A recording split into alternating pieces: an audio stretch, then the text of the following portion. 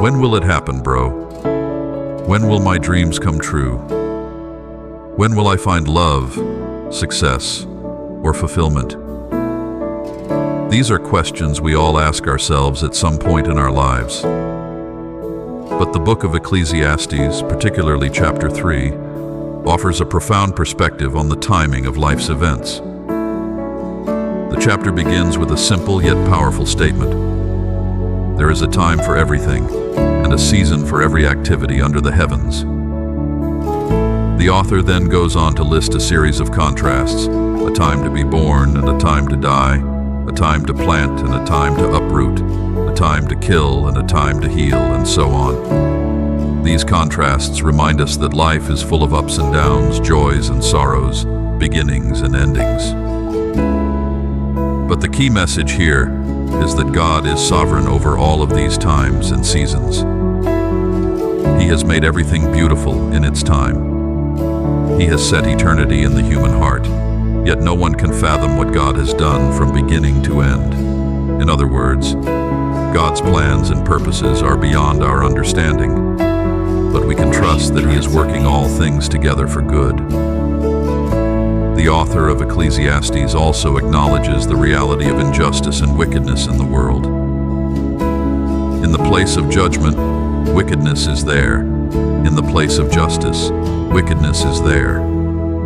But he reminds us that God will bring every deed into judgment, including every hidden thing, whether it is good or evil. There will be a time for every activity, a time to judge every deed. This can be a sobering thought, but it's also a reassuring one.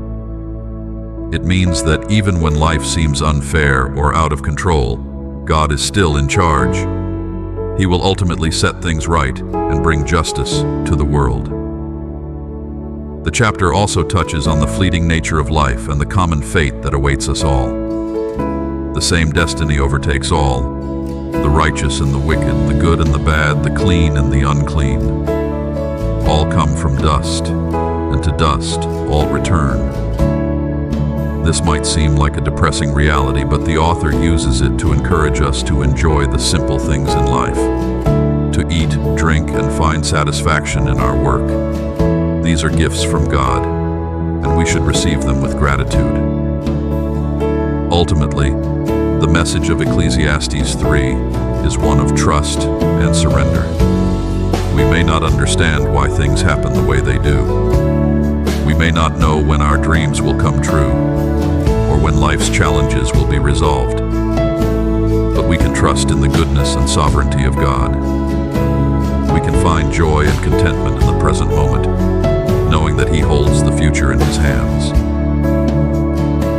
So when you find yourself asking, when will it happen, bro? Remember the words of Ecclesiastes 3. Trust in God's timing. Embrace the seasons of life, both the good and the bad. Find satisfaction in the simple gifts God has given you. And above all, remember that He is in control, working all things together for His glory and your ultimate good. As the chapter concludes, so I saw that there is nothing better for a person than to enjoy their work, because that is their lot. For who can bring them to see what will happen after them? In other words, focus on the present, trust in God's plan, and leave the future in His capable hands. May the wisdom of Ecclesiastes 3 bring you peace, perspective, and a deeper trust in the God who makes everything beautiful in its time.